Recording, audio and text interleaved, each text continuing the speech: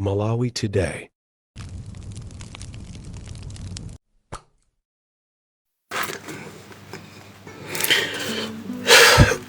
Good evening.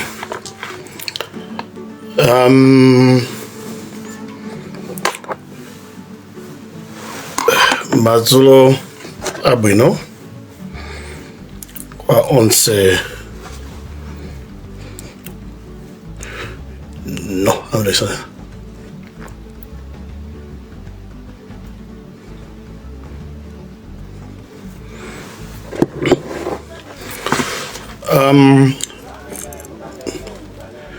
Good evening, my fellow Malawians. First, I should apologize. Yesterday, I think we had audio issues, and what happened was we're using some informal gadgets. So there are those that are following me on my private page, my normal Facebook page. If you go to my other page, I think the audio quality will be better because the gadget is much better than this one. While this one, the other one is a page in my name. Mazula bwino, Malawi anzanga, ndikuzatambira madikira ena mafunsa.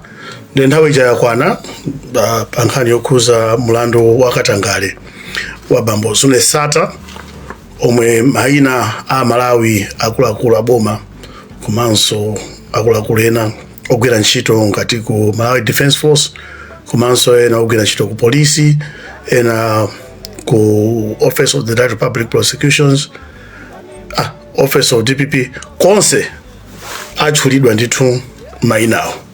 Nde choyamba ndingofotokoza kuti malamulo aku UK amaletsa zambiri zokuti mlandu ukaja ukayamba pali zina zoti sizitha kunena pano koma ndithu zaperekedwa kale ku khotiko. Nde amadikira kuti maloya aja akapereka zikakhala kuti zatheka nde amalengeza umathano kulengeza ngatola nkhani chifake mwina simuzona even news zakuno zikukamba zambiri fika kuli ma restrictions ngati amenewo. Nde kuchedwako kunali kuti timafunsa sokaye tisanapalamule kuti umazango yamba yathu ija kungolanga tola zonse kupeza tiyayi izi mutha kunena izi simutha kunena. Nde jiyambi chonchi mazulu ano. Let me start like this. Yes, Mr. Zune Sata today appeared before the Westminster Magistrate Court. And he was formally charged of the 18 counts, basically bordering on corrupting public officials in Malawi, including his company, Javia, was also formally charged as a company because a company is an entity.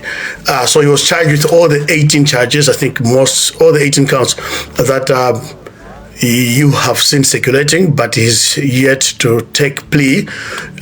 Plea will be taken next month. He didn't speak because he appeared through a video link, and he didn't speak.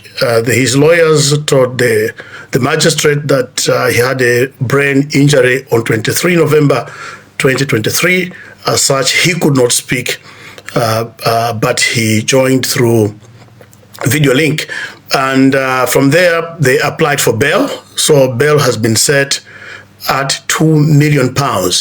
On the black market, that is almost 10 billion kwacha bail, or at the official exchange rate anywhere between 5.5 billion to 6 billion kwacha.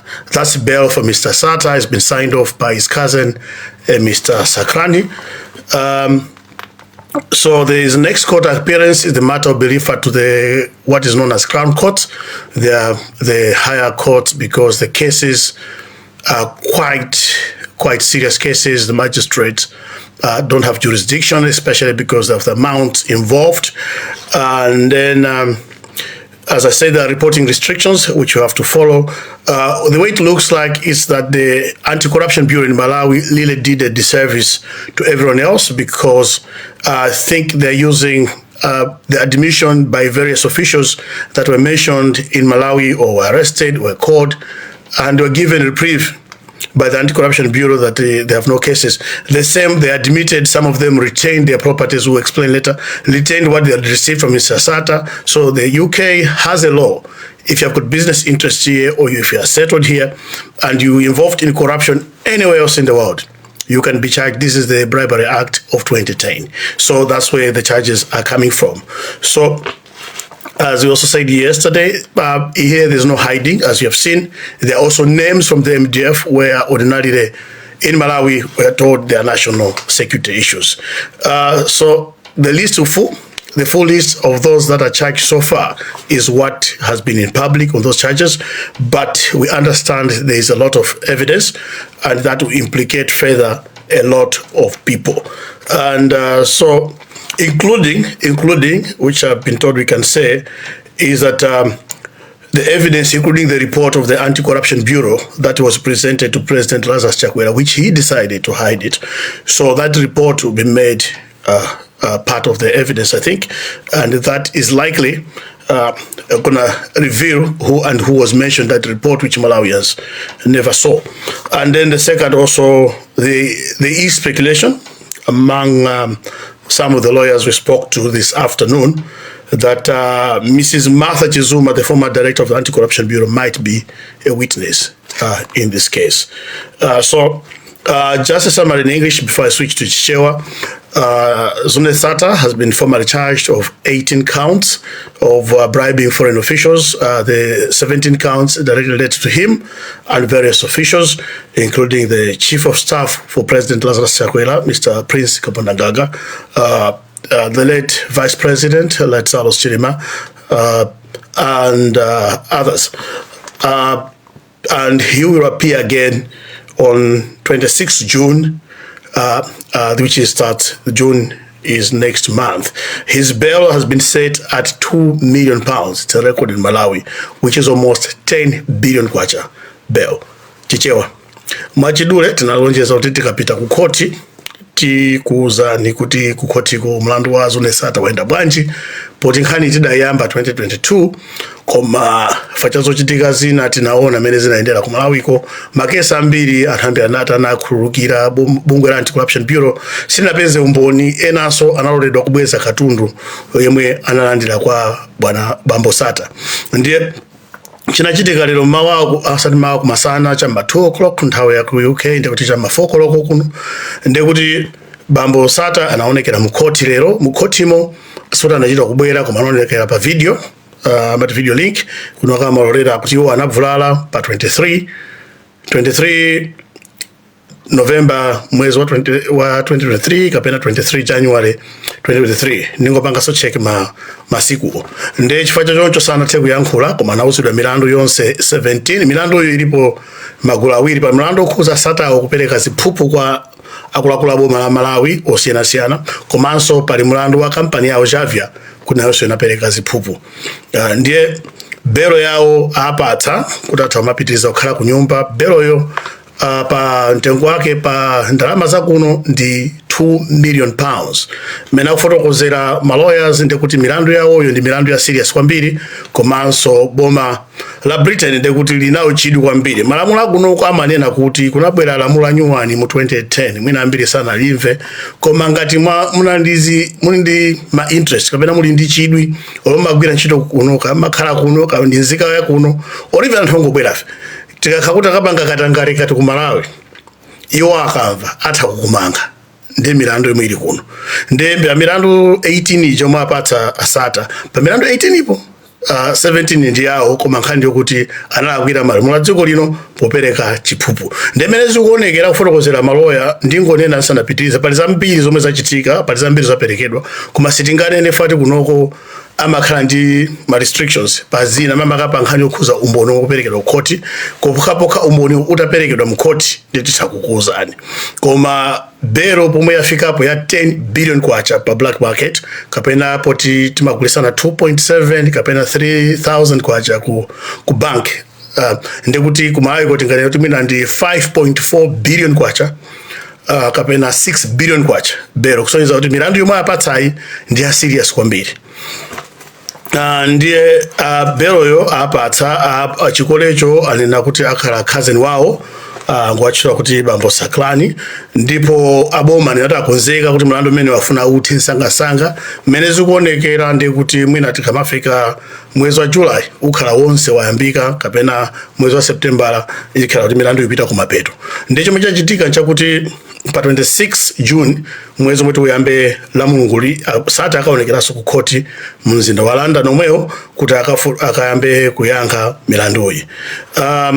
Nkhani yayikulu ikuoneka kuti ma charges abwera panopa kuti manali ma charges ndosiyana kuyambira kucha abwera pano akukhuza nkhani yomwe anthu adavomera kulandira katundu kwa Sata ndanabweza fabunga landu kwa option bill nati tagwirizana nawo angobweza katunduwa koma ndekuti pamene popo ndo apereka umboni ukuti Sata adapereka ndichani chiphuphu kwa munthu ndi milandu yoba kwazenga Sata ndiyo kuti adapereka koma ukoko watani ukoko ndekuti atani kwathuko amene timendesera milandu yathu sitikuonapo cholakwika munthu angobweza koma azungu akuti ayi amalamulo akuona maneno ukapereka chiphuphu kwa aliyense ukapangaza chiphuphu ndero tani umangidwe ndithu nde sitikudziwa kuti zitabwanji koma kulibe zobisa ikayamba makamaka monga maona kale maina onse ndachatuluka aja omwe milandu yake wakhuza panopa koma kumboniko akuti kuli zambiri kuli zina matelefoni sitikuzati matelefoni enawo ndandani omwe azaperekedwe mu khoti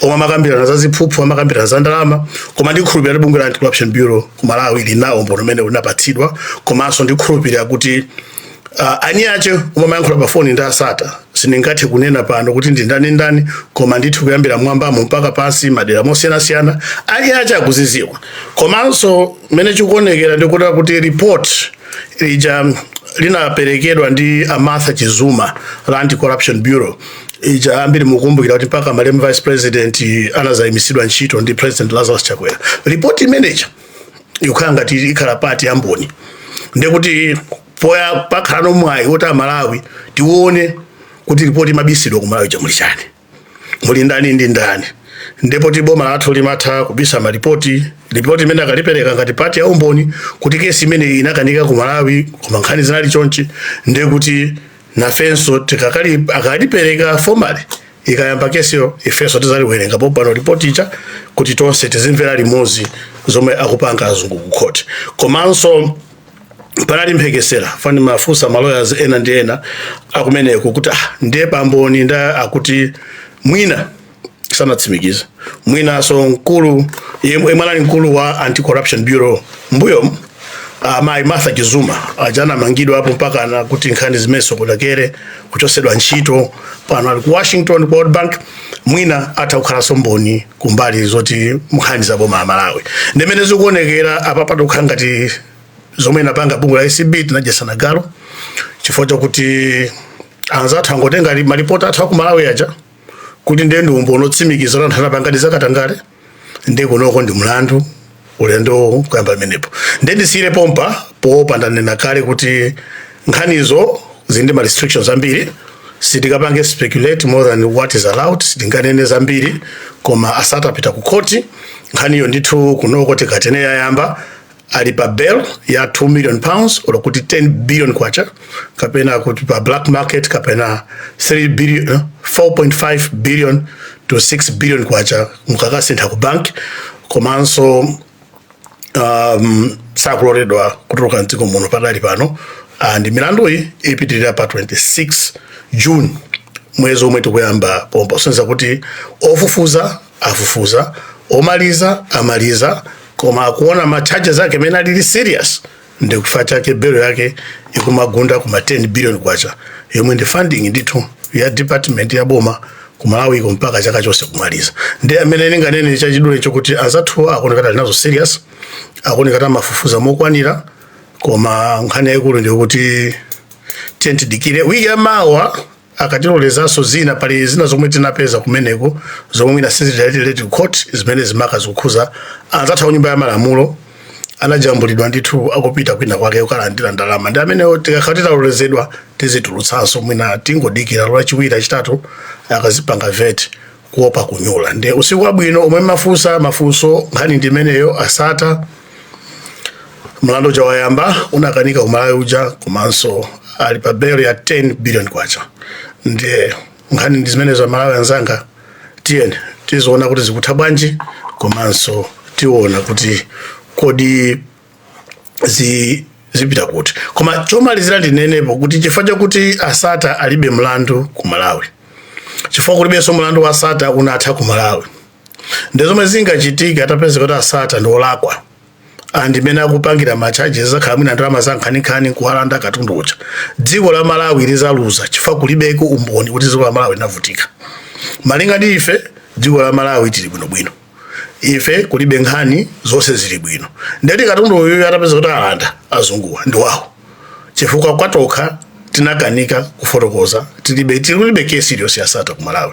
Asata ku Malawi alibe mulandu, ndiosati kutswate bungwe la Anti-Corruption Bureau lomwe ndilo timalikhulupirira kwambiri linafufuza mokwandira linapeza palibe mulandu, katundu wawo yense wa ku Malawi anabwezera pomwe kunoko kuti tasunge kuti atuluke pa belo apereke 10 billion kwacha. Ndeti takuona kuti mwina awawa azathu malamulo awo ndovuta, mwina kwathu ife ndikotani kwathu ndikophweka. Ndendisire pamenepo ndanda kuti ma restrictions ambiri ndingayambe kulankhula zosayankhula zomwe anandiletsa maloyers fa ndinalemba ndakufacha mwambiri kuti izisunganene izi mutha kunena ndi public record, izi mudikire kaye. Nde tili pamenepo tiye tizicheza wiki yamawa Monday, Tuesday, I think pali tiwiri titatu maka imene ndibwereze ndikukhuza unyumba malamulo maka nthawi yomwe amatsimikiza ba Martha Chizuma pa mpando pajamba kumbuka kuti MP athu adakana ndatakana. I think akuluakulu ena anapangapo zingapo, koma chomwe ninganene chakuti kulima audio anajambula ndithu I think bambosata mu chaka cha 2021 kwa myezi iwiri. Ndi audio amenewa ndokuti titadikira timve kesi kayamba mwina ndetizaziwa kuti yemwe amalimana adi ndikatangale mdziko mondani, yemwe amathandizira katangale ndani, yemwe sapanga nawo katangale ndani, komanso ripoti ija inasowa ku Malawi ija inabisidwa ija mbuli maina ambireja. Ndekuti titakuona kuti ndiyotani panali pano kuti maempe anatani funso nditha kuyankha mafunso awiri ngati atatha kukhala kuti ndololedwa. Nde funso loyamba Mike Charles Banda kuti mwati ma MP anatani pa nthawi yomwe mapanga confirm mai Martha Chizuma koyamba parliament inakana. Nde parliament itakana mene zikuonekera pali umboni unajambulidwa kuti panali zina zake zinachitika. Nde zimenezo ndetikumva ma MP ndinenere tupompano ndambali ya boma komanso otsutsa boma sikuti ndi mbali imodzi nkhani asata ipene imakhuza konse, koma milandu yomwe kuchitika pano pai kwambiri mwina chofuna kwambiri kudziwa chakuti ndiyambiri kuyambira 1920 kumapeto fai kukhuza kwambiri ku MDF ma procurement anthu ameneyo ndi ku police. Nde zimenezo kwambiri ndi ku public procurement ndi kwina ako anthu anangolandira ndalama, so ndi ma contract amenewo omwe ayamba pano pamamaka nikona anthu omwe amaoneka kuti akhululukidwa ndi mwana ochidwi kwambiri. Enawo ali malisti mbono ulipo tizona zowe. Funso lachiwiri lomaliza kuopa kupalamula palibe funso.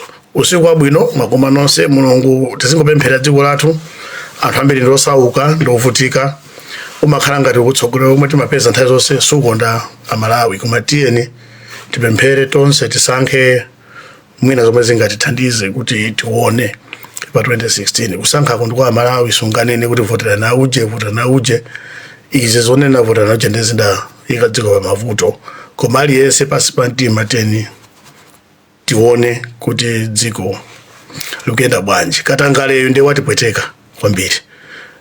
Mchaka cha 2000 I think and 8-9 before adanena ndithu kuti 30% ya budget imapita Katangale ndi kubedwa, ndi 30% mukawerenga zaka zonse zindalama zambiri. Ndimalize pamenepo anthu makonda kubwera ku inbox pepani ndikuthamangira so kwina ndisinali kunyumba ndinapita ndikubwerako. Audio ilipo chezani muona muwerenga ma comments sindikonda kuwerenga zabwino zonse mungadalitse nonse ziko.